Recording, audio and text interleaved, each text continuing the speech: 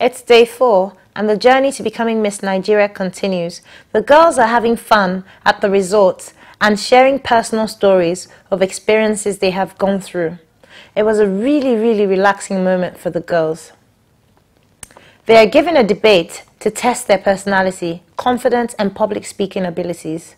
Well, the girls did their best, and the in-house judge, Miss Jane, was impressed. With some delivery, some was a yes, and others was a big no. The debate brought some girls to the end of the journey. 3 girls were evicted. It was a tough decision, but there can be only one winner. 27 girls moved to the next stage. All we can say is, good luck, ladies.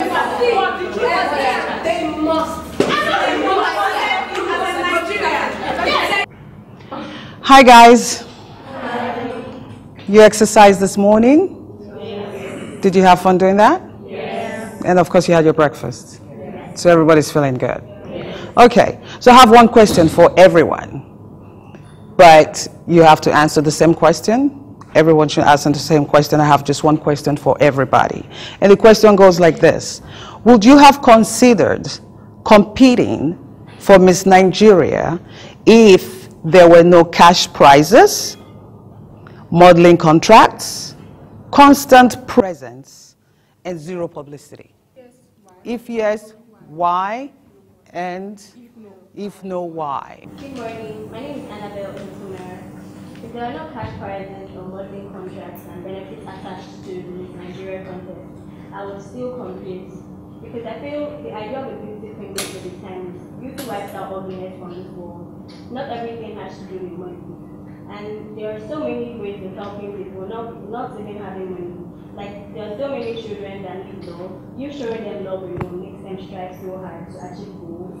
So even if you do not have the money, but the love and share you show them and make them feel like, okay, you're one of our kind, even if they have any deformity or anything. So I feel, even without the prizes attached to it, I would still contest for Miss Nigeria. Okay.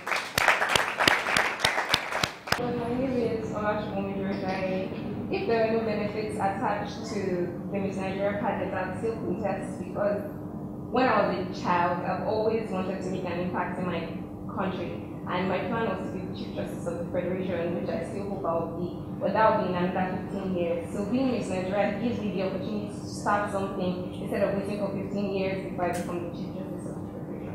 Hi, I'm Charila Okat. If without all the benefits, I absolutely would still compete for Miss Nigeria. When Miss Nigeria was brought to my attention by a friend, and she said, Charila, you've always said you wanted to make a difference. This is the perfect opportunity. So I feel the timing was right, and the opportunity, the platform was there.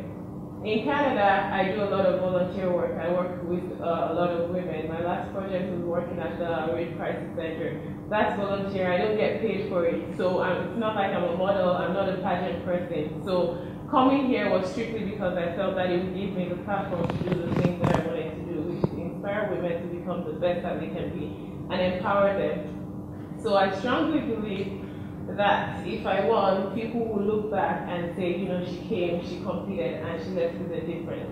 I don't just talk the talk, I walk the walk. Hi everyone, Goyle Aisha Mohammed is my name. Without the cash prize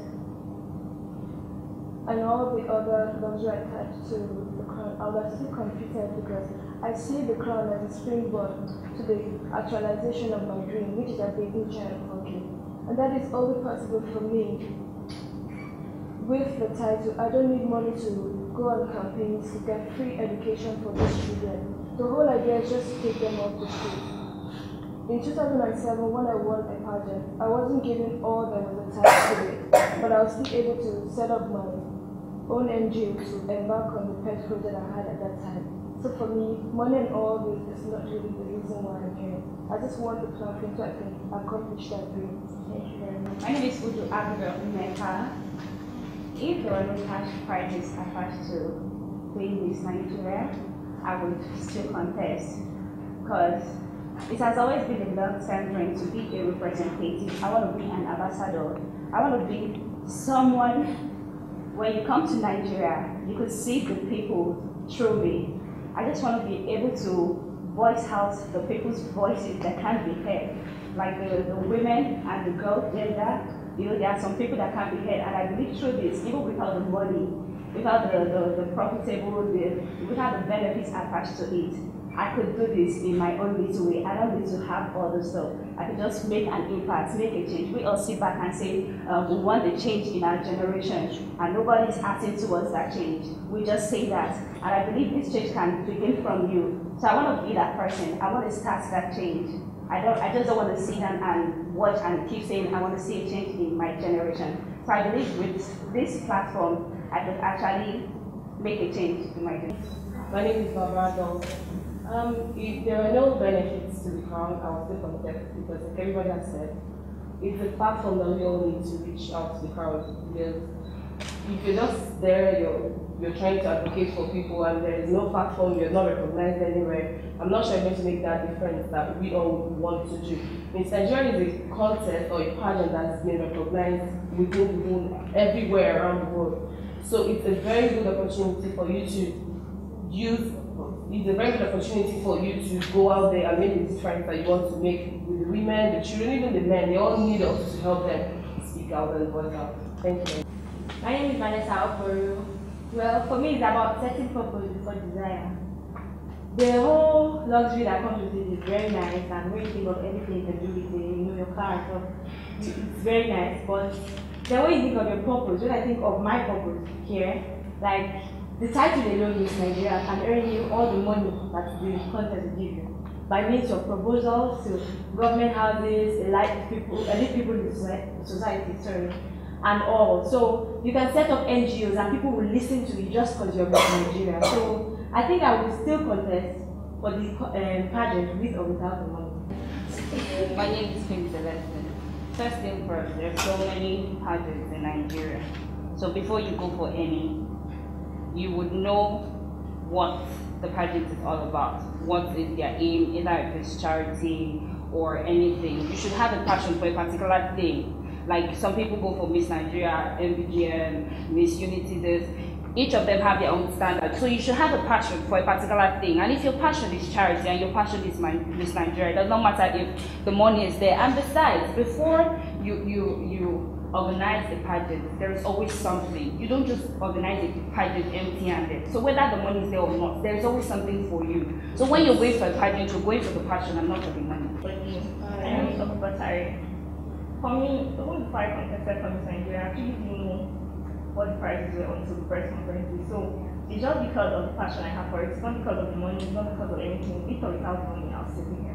My name is Ogunro with or without the benefit that comes with this package, I would still have contested because it's a good platform to make a good impact to people around you. You don't need to help people and call the whole world to watch you help them. As long as it's coming from your heart.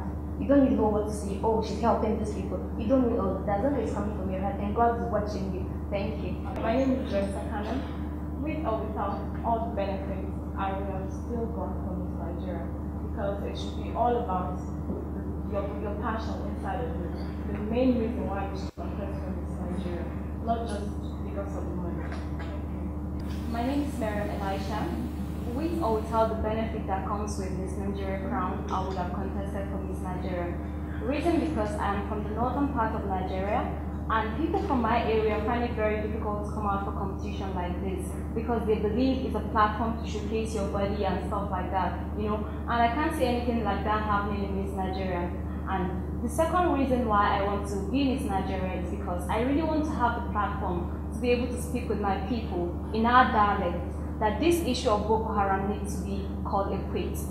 There's a lot of crisis going on in the northern part of the country, a lot of crimes committed and all of that. I really want to be able to speak with them, especially in our dialect, for those who are not really, well educated, because we have a lot of them in my area. So I'll be able to talk to them and tell them that this thing we have to call it a quit. This is a Nigeria and we have to, protect what we have, nurture it and all of that. And the issue of education also is very important. Most people from my area feel going to school and all of that is just maybe a secondary idea. I want to make them understand that education is the key. Without education, I wouldn't have been picked even in the first stage of Miss Nigeria. So I really need that voice to be able to tell them. My name is Rachel Ilegwe. If there was no money, no press, no modeling contracts, no no publicity, it's going to be a bit something for me because you need the money and the publicity to help the less privileged ones. You need the money to actually host house whatever you're doing. If you have a pet project, like you want to be an advocate for women, you need money to help those ones who doesn't have the platform, you understand, the right, or who doesn't have the money to do whatever they want to do. You can help them with the money to actually reach their goals. And you can use the money to actually help the orphanage people. Thank you very much. The question of if I would contest for Miss Nigeria, if all things publicity was not made available, is an absolute no for me. Because the platform that we're talking about that we need, that I personally lead from my programs, is a platform of 37 different competitions, of creating 37 quality queens for Miss Nigeria. It is the publicity and the name that comes with the crown. So without that publicity, without that name, nobody recognizes you and nobody listens to you. Because why I'm here is because I help children. I am passionate about teenagers, 13 to 19. I am passionate about them because they need the help. I talk to teenagers at every opportunity I get. But what do I need? I need people who are willing to back me up financially. People who are willing to talk to them, the leaders. And when they don't recognize you because you don't have this publicity, how do you then do it? I can sit down in my house and work hard and donate to charity and give to teenagers, but I need that publicity so I can get to everybody. The platform is, once the platform is not there, it's just like any other beauty pageant. There are queens everywhere, but there are queens with a difference. Miss Nigeria produces queens with a difference because they have. Hello everyone. Hi. My name is Stephanie Abasi. I think I'll go with if there was no cash prizes attached to it, no publicity, and nothing.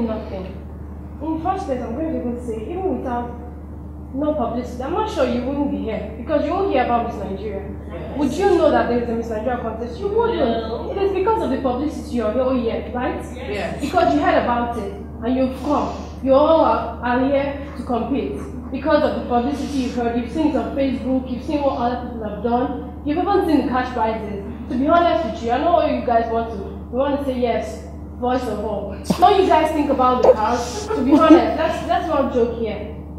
Besides, these things, when you're talking about platform, how to go to these charities, without money, you can't do nothing. You cannot do nothing, honestly speaking. If you're nobody, you cannot just walk into the president's office. Who are you? What are you going to say that you are? Nothing. Because you're nobody. Nobody is going to recognize you for anything. But if you have publicity, you know, a little money attached to it, and then packaging, when you walk into somewhere, that's what's up. That's what's up. She's real. Yeah, she's real. Okay, thanks guys. I'm really impressed by all your answers. And I guess we'll do this again. This has been fun. Thank you very much. Thank you.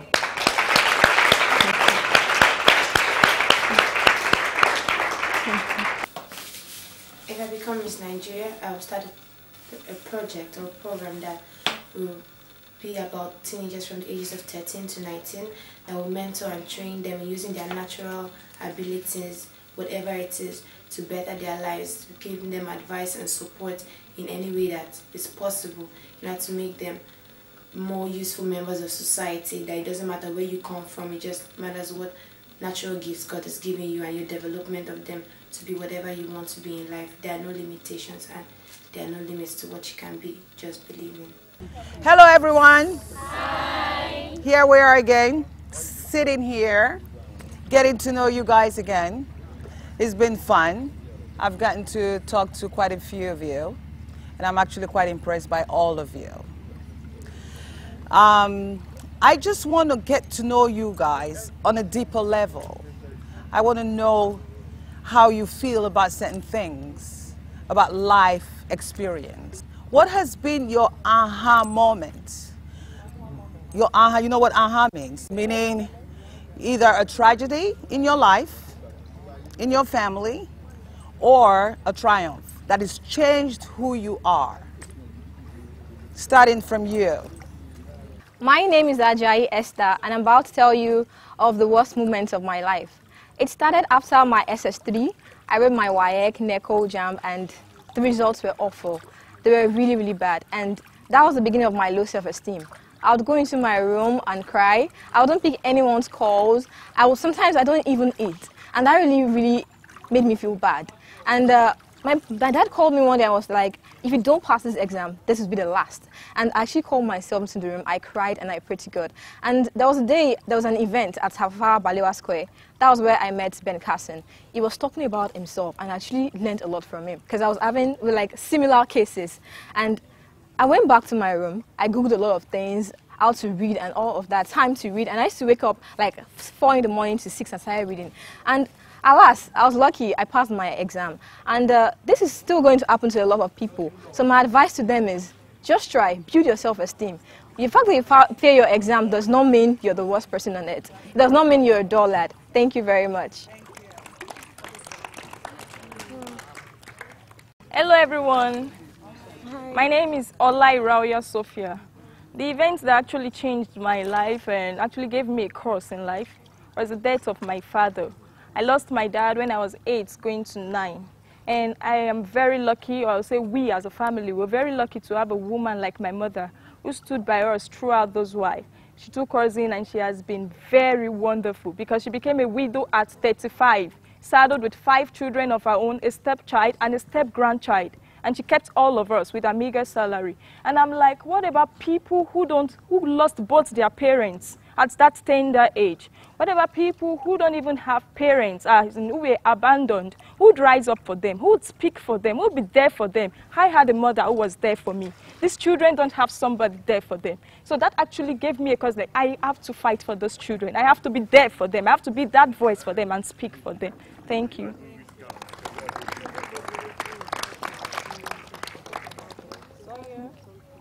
Hello everyone. Hi, my name is Soya Toluwalope. One thing I've actually learned about life is there is always one constant thing in life, and that's change. At every point you find yourself, there's always a change. It happened when I was when I got admission into the university, and my parents actually told me they don't have money to send me to school. And at that point, I felt so bad, and I just had to fend for myself. And at that point, I realized something too. Self-reliance really matters in life. At a point in time, in life, there's a point you get to that everything just changes and you have to really stand up for yourself. Not because they don't want to be there for you, but they really love you, they want to be there for you. But as you're growing up, you need to take responsibility of yourself. And that has actually taken me so far. Thank you. Because I was getting into modeling. My dad was like, modeling is not a career, the girls are useless, this, that, and that. I'm not going to do anything for you. In short, I'm going to disown you if you go for any pageants and all that. And I told my dad, just because you're a model does not mean you're a bad person. You can actually change it. And at this stage in time, I'm happy to say that my father is actually supporting me for Miss Nigeria. Careful. My name is Odimegumi Chiamaka. Okay, the happiest moment of my life was when I just finished my secondary school. I was still very young, and everybody thought that I was so young that I couldn't get into the university. I was not smart enough, I was not intelligent, and all of that. But I actually proved them wrong because I passed all my papers once, and I gained the admission at a very young age. Thank you. The first, what comes to mind in terms of my aha moment or like life lesson was about 7 years ago. I think that was one of the lowest points in my life. I had a Bell's palsy, it's a facial paralysis, and half of my face was paralyzed. It started slowly, but then it got really serious. Like I literally couldn't use half of my face because it was paralyzed. And so I went to the hospital. The doctor said, you know, it might last for, they don't know what caused it. It could last for 2 weeks, 3 months, 6 months, 2 years, or forever. And that was really hard for me because honestly I looked like a monster. I had like this new face that I couldn't identify with. I couldn't figure out like why this was happening to me. And for like a week I just stayed home. I cried every day. And that prompted me to read a lot of self-help books and self-development books. And I feel that experience shaped me directly and indirectly. It helped me see things differently. One, it helped me find a new level of respect for those dealing with differences. I was able to identify with them on a whole different level because I couldn't even begin to imagine how they must feel. And That's why sometimes I go out of my way to make people different feel extra special. And it also, last thing, it also helped me realize that in everything you have to give thanks. So it was not even about physical beauty anymore, but I just had to realize some people have it worse. And so where there is life, there is hope. I noticed that some of you, when someone is speaking, some of you are just murmuring and going on and on. Just out of respect, please. When someone is speaking, just be quiet and listen, because you could learn something from what they're saying, okay? It's kind of disrespectful when someone is talking and you're talking, because you're not getting to know their story. This is why we're having this. I want to get to know each and every one of you, your story, okay? Thank you. One of the saddest experience I've had in my life is that when the issue of Boko Haram started, because I'm a Christian, I'm from the northern part of Nigeria, I was thinking it wasn't really something very serious because I live in Lagos. So I was like, okay, I just keep praying. Okay, my family, they always say, let's pray for people in the north. But of course, my parents live in Kano, my mom and my dad as well. So we're just living, and one of these days I went for holidays back home, only for me to realize that the whole bomb thing was up at that period. And it was like a joke. I was like seeing people running, helter-skelter. I was one of the people, my parents were like, let's go to the nearest police station and stuff like that. And before we know it, something happened. All of a sudden, our house was up. So I was like, what's going on? And at that time, I think I fainted or something, because I didn't even know where I was at that time. But I just realized myself in the hospital, and the next day they explained to me, this is what happened. I was involved in the bomb blast and all of that, and I got affected, sort of. So we keep praying and all of that. My dad was like trying to relocate from Kano back to Lagos, seeing how things can, you know, get better for us and all of that. Few days after that day, about 2 weeks after that day, we had another experience. That one involved my best friend, my secondary school friend, because I schooled in Kano. Her family was affected. I got so worried, like, oh my God, what will I do as a person to really, you know, stop this whole thing, because this is crazy. Are these things Hausa, are these Boko Haram people Hausa people, or they're just terrorists from somewhere else and all of that? I really, out of curiosity, that's why I'm here today for Miss Nigeria, so that I can have the avenue to speak like this, the way I'm talking today, you know, to tell those people that this terrorism act, we need to really stop it. It's not worth it. We need to have a voice. We need someone that can stand to say, okay, the federal government, what are we doing about it?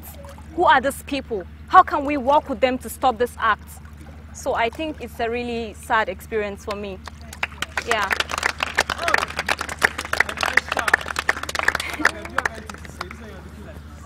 So when you have those moments, when you're alone and you feel alone, what did you do? How did you handle that? Since you couldn't talk to your father because you felt like talking to your father was, pardon me? You didn't want to bother him. Exactly. So how did you deal with that? Is my question to you. How did you deal with that? And where are you now with that? Are you at peace with yourself? Or is there somebody that is counseling you? Is there somebody that you're talking to about your experience as a kid? Do you understand what I'm saying? Has that affected you as well? As a teenager, just like you said, people care more for kids, but then you have teenagers as well. Just like in the States, you see teenagers who are being bullied and who are committing suicide. The only way I can say I dealt with was words saved me. Words. I write, I read. So whenever I had those moments when I wanted to get low, I'll think about my younger ones, like, if I cry, who's going to talk to them? Like, if I cry, they'll start crying. So I couldn't.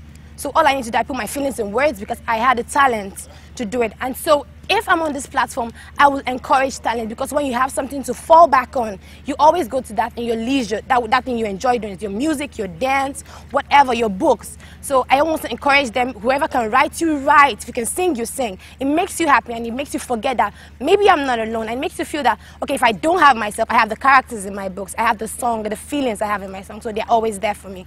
So that's how I handled it.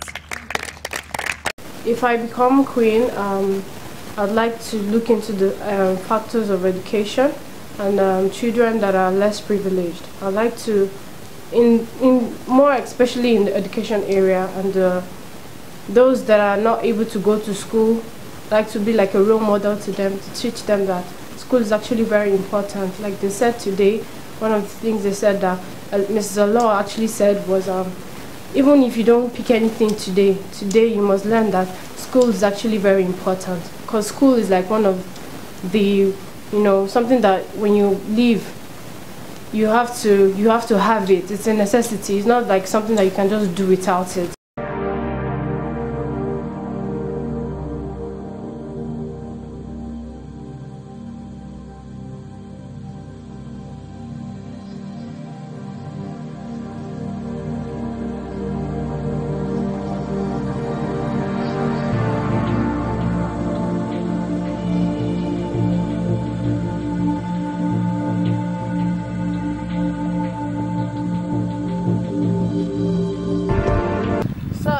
Calling the names of the girls I'll be leaving today in no particular order.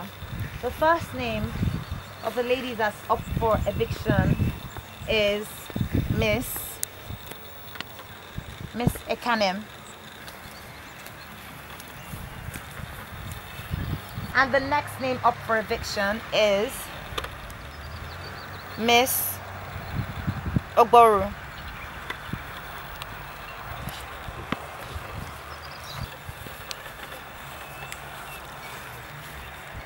And the last lady that's up for eviction today is Miss Iraoya.